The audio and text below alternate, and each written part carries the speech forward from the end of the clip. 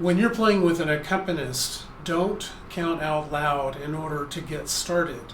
You have to learn how to give a downbeat silently with just your breath and your instrument, like this.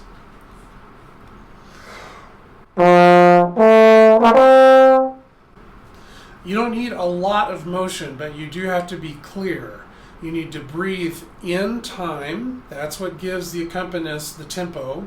And you have to start right when your slide hits the bottom point, not before or after. Now, if I do it wrong on purpose and I'll start the note a little before my downbeat, here's what that looks like. So you can imagine trying to come in with that. On the other hand, if I come in a little too late, here's what that looks like. So you have to coordinate this, and you have to be very detailed about it. Don't leave anything to chance, because your pianist is going to do exactly what you tell them to do. The more experienced the accompanist, the less motion that you need. You don't have to use really big motions typically. Besides, that might disrupt your embouchure. So you can get away with very small motions as long as your breath is in time.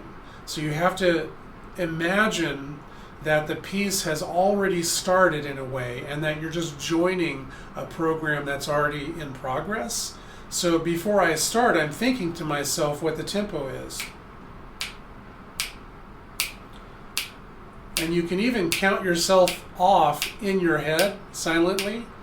1, 2, 3, breathe, go. Here's what that looks like.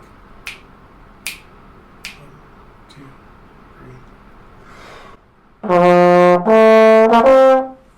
If you're not accustomed to doing this and you've never played with an accompanist before, you need to practice it, because it is, again, not acceptable to count off out loud. That's considered very unprofessional.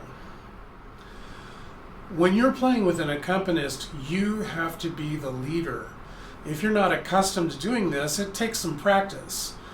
For example, normally when you're playing in the section of a band or an orchestra, you basically just follow the conductor, which is certainly appropriate.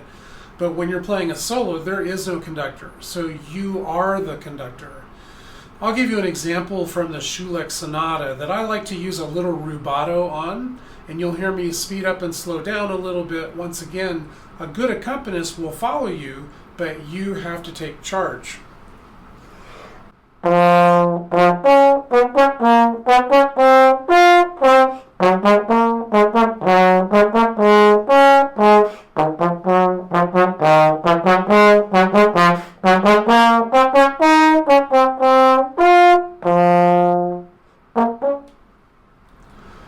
A good accompanist doesn't necessarily need you to discuss verbally with them what you're going to do.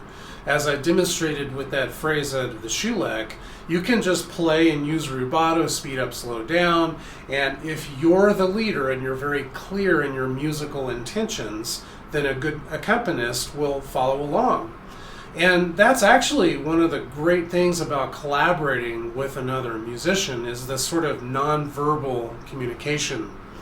Occasionally, in the middle of a piece, you might turn toward the accompanist if there's something tricky, or give a few downbeats if there's a tempo change. Anything like that is perfectly fine. You need to kind of use common sense wherever that might be needed, and don't use too much of that, because that's not really necessary. Here's an example of going from a slow to a fast tempo.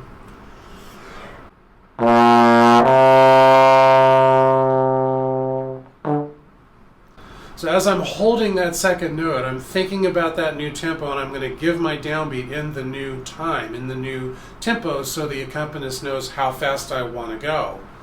When you get to the end of the piece, oftentimes it's necessary to give a cutoff.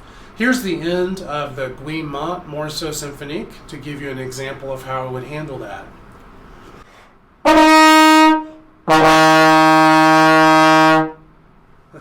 That's all there is to it. You just need a little tiny bump, and they'll know exactly what to do. When you're playing in a band or an orchestra, oftentimes the conductor will use a circular motion to cut everybody off. Please don't do this with your trombone. It's not necessary. Just because you see a conductor doing that doesn't mean you have to do it when you're playing the solo. By the way, here's what that looks like.